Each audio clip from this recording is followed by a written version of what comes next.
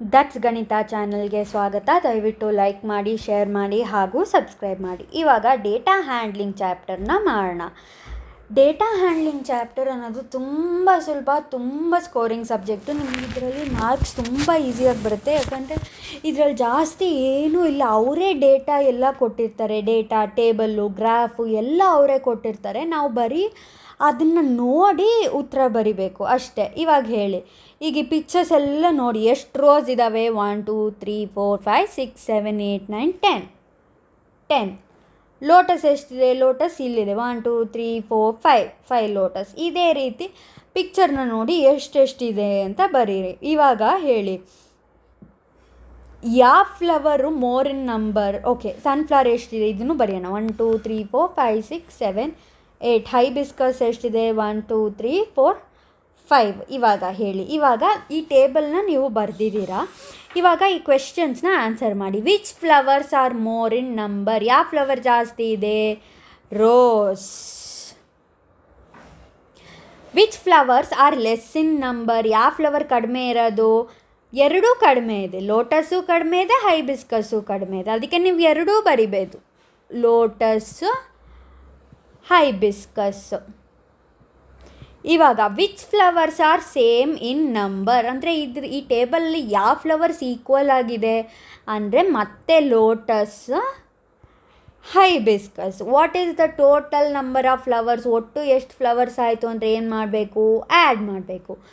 ಇವಾಗ 10 ಇದೆ, ಆಮೇಲೆ 5 5 ಮತ್ತು 10 ಆಯಿತು, 8 ಇದೆ, 8 ಇದೆಷ್ಟು? 10 10 20 + 8 28. ಇದನ್ನು ಈ ಥರ ಶಾರ್ಟ್ಕಟ್ಟಲ್ಲಿ ಮಾಡೋದನ್ನು ನಾವು ಮೆಂಟಲ್ ಅರಿಥ್ಮೆಟಿಕ್ಕಲ್ಲಿ ನೋಡ್ಕೊಂಡಿದ್ದೀವಿ. ನೋಡು, 10 ಇದೆ +5 +8 +5 5 5 10 ಅಂತ ನಂಗೆ ಬಾಯಿ ಲೆಕ್ಕದಲ್ಲೇ ಬರುತ್ತೆ. ಸೊ ಈ 10ಗೆ 10 ಹಾಗೆ ಬರ್ತಿದ್ದೀನಿ. 5 + 5ನ 10 ಅಂತ ಬರೀತೀನಿ. ಇಲ್ಲಿ 8 ಇದೆ.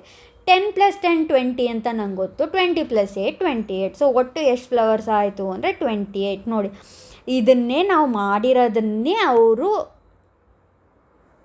ಗ್ರಾಫ್. ಇನ್ನೊಂದು ಕ್ವೆಶ್ಚನ್ ಇದು ಸೇಮ್ ಅಲ್ಲ, ಆ ಟೇಬಲ್ ನೋಡೋಕ್ಕಿಂತ ಈ ರೀತಿ ಗ್ರಾಫಲ್ಲಿ ಹಾಕಿದ್ರೆ ಅದು ನಮಗೆ ಸುಲಭವಾಗಿ ಗೊತ್ತಾಗುತ್ತೆ. ಈಗ ಅವರಿಲ್ಲಿ ಗ್ರಾಫ್ ಕೊಟ್ಟಿದ್ದಾರೆ ನೋಡಿ. ಇವಾಗ ಹೇಳಿ, which flowers are sold maximum? ಯಾವ್ದು ಜಾಸ್ತಿ? ಜಾಸ್ಮಿನ್ ಅಲ್ವಾ? ಜಾಸ್ಮಿನ್ ತಾನೇ 9. ಮಿಕ್ಕಿದೆಲ್ಲ ಎಷ್ಟು? 6 4 2. ಸೊ ಯಾವ್ದು ಜಾಸ್ತಿ? ಜಾಸ್ಮಿನ್ ಜಾಸ್ತಿ. Which flowers are sold maximum ಅಂದರೆ ಜಾಸ್ಮಿನ್. ಮಿನಿಮಮ್ ಸೋಲ್ಡ್ ಆಗಿರೋದು ಇದು ಡಿಯಾಂಡರ್ ಅಂತೆ, ಇದು ಕಡಿಮೆ ಸೇಲ್ ಆಗಿರೋದು. Next, what is the total weight of the flower sold? Total ಎಷ್ಟು? 9 6 4 2. ಇವಿಷ್ಟನ್ನು ಆ್ಯಡ್ ಮಾಡಬೇಕು. ಇವಾಗ 9 ಹಾಕ್ತೀನಿ. 6 + 4 10 ಆಯಿತು. 10 + 2 12 ಆಯಿತು. ಇವಾಗ ಆ್ಯಡ್ ಮಾಡ್ತೀನಿ 9 11. ಒಂದು ಕ್ಯಾರಿ ಕೊಡ್ತೀನಿ 2 21. ಸೊ ಒಟ್ಟು ಎಷ್ಟು ಅಂದರೆ 21 kg. ನನಗೆ ಹೆಂಗೆ ಗೊತ್ತಾಯಿತು ಇಲ್ಲಿ kg ಅಂತ ಅಂದರೆ ಇಲ್ಲೇ ಇದೆ ನೋಡಿ, kg weight of the flower sold in kg. ಅಲ್ಲಿ ನೋಡಿ ನನಗೆ ಗೊತ್ತಾಯಿತು kg ಅಂತ. Which are sold less than 5 kg? 5 kgಕ್ಕಿಂತ ಕಡಿಮೆ ಯಾವುದು? ಇಲ್ಲೊಂದಿದೆ ನೋಡಿ, ರೋಸ್ 4 kg, ಡಿಯಾಂಡರ್ 2 kg. ಇವೆರಡು 5 kgಕ್ಕಿಂತ ಕಡಿಮೆ, ಅದಕ್ಕೆ ರೋಸ್ ಆ್ಯಂಡ್ ಡಿಯಾಂಡರ್. ಇವಾಗ which are sold less than 5 kg but more than 2 kg? Less than 5 kg ನಮ್ಗೆ ಗೊತ್ತಾಯಿತು, ರೋಸು ಮತ್ತು ಡಿಯಾಂಡರು. 5 kgಕ್ಕಿಂತ ಕಡಿಮೆ ಸರಿ, ಆದರೆ 2 kgಕ್ಕಿಂತ ಜಾಸ್ತಿ ಅಂತೆ. ಇವಾಗ ಡಿಯಾಂಡರ್ ಎಷ್ಟು? 2 kg. ನಮ್ಗೆ 2 kgಕ್ಕಿಂತ ಜಾಸ್ತಿ ಬೇಕು ಅಂದರೆ ರೋಸ್. ಇವಾಗ ನೋಡಿ, ನಿಮಗೆ ಟೇಬಲಲ್ಲಿ ಬರೆಯೋದಕ್ಕಿಂತ ಈ ರೀತಿ ಬರೆದ್ರೆ ನಿಮಗೆ ಸುಲಭವಾಗಿರುತ್ತೆ, ಇನ್ನೂ ಸುಲಭವಾಗಿ. ಇದನ್ನು ಪಿಕ್ಟೋರಿಯಲ್ ರೆಪ್ರೆಸೆಂಟೇಷನ್ ಅಂತ ನಾವು ಕರಿತೀವಿ. ಇವಾಗ ಇಲ್ಲೂ ಅದೇ ರೀತಿ ಎಕ್ಸಾಂಪಲ್ ಇದೆ. ಬಾರ್ ಗ್ರಾಫ್ ನೋಡಿ ನೀವು ಹೇಳಬೇಕಾಗುತ್ತೆ. In which competition did the maximum number of students participate? ನೋಡಿ, BG ನಲ್ಲಿ 10, DC ನಲ್ಲಿ 20, EW ನಲ್ಲಿ 25, ಇನ್ನೊಂದು ಎಲೆಕ್ಯೂಷನ್ ಅಲ್ಲಿ 15. ಯಾವ ಕಾಂಪಿಟೇಷನಲ್ಲಿ ಜಾಸ್ತಿ? ನೋಡಿದ ತಕ್ಷಣ ಗೊತ್ತಾಗುತ್ತೆ. ಇದು ಎಷ್ಟು ಜನ? 25. 25 ಯಾವುದದು competition? EW. In which competition did the minimum number of students participate? ಕಡಿಮೆ ಯಾವುದು? BG. ಎಷ್ಟು? 10 ಜನ BG. How many students participated in the competition ಅಂತ ಒಟ್ಟು ಆ್ಯಡ್ ಮಾಡಬೇಕು. ಎಷ್ಟು? 25 + 20 + 15 + 10.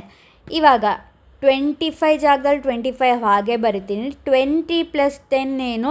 30 + 15. ಇವಾಗ ಆ್ಯಡ್ ಮಾಡಿದ್ರೆ 5 5 10, 1 ಕ್ಯಾರಿ ಆಗುತ್ತೆ. 1 2 3 4 5 6 7 ಆಯಿತು. ಸೊ ಒಟ್ಟು 70 ಸ್ಟೂಡೆಂಟ್ಸ್ ಪಾರ್ಟಿಸಿಪೇಟ್ ಮಾಡಿದ್ದಾರೆ. Among debate and elocution in which one did more number of students participate? ಡಿಬೇಟಲ್ಲಿ ಜಾಸ್ತಿ ಜನ ಇದ್ರಾ, ಎಲೊಕ್ಯೂಷನಲ್ಲಿ ಜಾಸ್ತಿ ಜನ ಇದ್ರಾ? ನೋಡಿ, ಡಿಬೇಟ್ DC ನಲ್ಲಿ 20 ಸ್ಟೂಡೆಂಟು, ಎಲೊಕ್ಯೂಷನ್ 15. ಸೊ ಡಿಬೇಟಲ್ಲೇ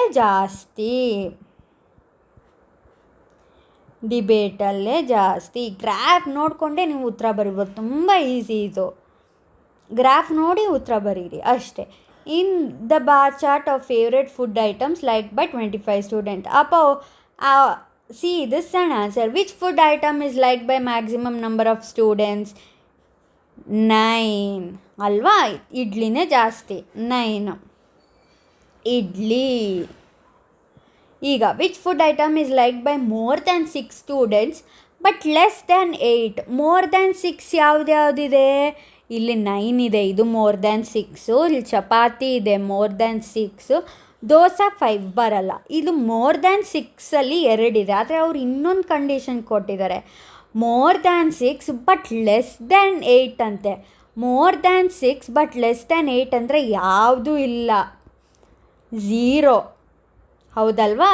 ಯಾಕಂದರೆ ನೋಡಿ, which food item is like by more than 6 students. More than 6 students ನಮ್ಗೆ 2 ಇದೆ, ಬಟ್ ಇದು ಯಾವುದು ಲೆಸ್ ದ್ಯಾನ್ 8 ಅಲ್ಲ, ಅದಕ್ಕೆ 0. ಇವಾಗ which food item is liked by more than 4 students but less than 7? More than 4 students ಅಂದರೆ ಇಲ್ಲಿ 9 ಇದೆ, 8 ಇದೆ, 5 ಇದೆ.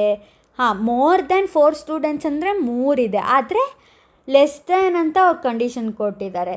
ಲೆಸ್ ದ್ಯಾನ್ 7 ಅಂದರೆ ಯಾವುದು? ಇದೊಂದೇ ಬರುತ್ತೆ. ಯಾವುದಿದು? 5 ಇರೋದು ದೋಸಾ.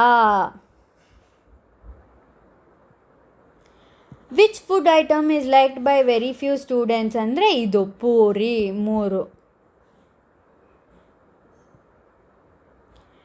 ಅಷ್ಟೇ. ಈ ರೀತಿ ನೀಟಾಗಿ ನೋಡಿಬಿಟ್ಟು ಗ್ರಾಫ್ ನೋಡಿ ಅರ್ಥ ಮಾಡಿಕೊಂಡು ಬರಿಬೇಕು. ಲೆಸ್ ದ್ಯಾನು ಅವ್ರು ಡೈರೆಕ್ಟಾಗಿ ನಿಮಗೆ ಕೊಡಲ್ಲ. ಈ ರೀತಿ ಕ್ವೆಶನ್ಸ್ ಕೊಡೋದು ಜಾಸ್ತಿ. More than 4 but less than 7 ಅಂತ ಈ ರೀತಿ ಎಲ್ಲ ನೀವು ಗ್ರಾಫ್ ನೋಡಿಕೊಂಡೇ ಹೇಳ್ಬೋದು. ಅಷ್ಟೇ. ಈ ಚಾಪ್ಟರ್ ತುಂಬ ಸುಲಭ, ಜಾಸ್ತಿ ಇಲ್ಲವೇ ಇಲ್ಲ. ಅವರೇ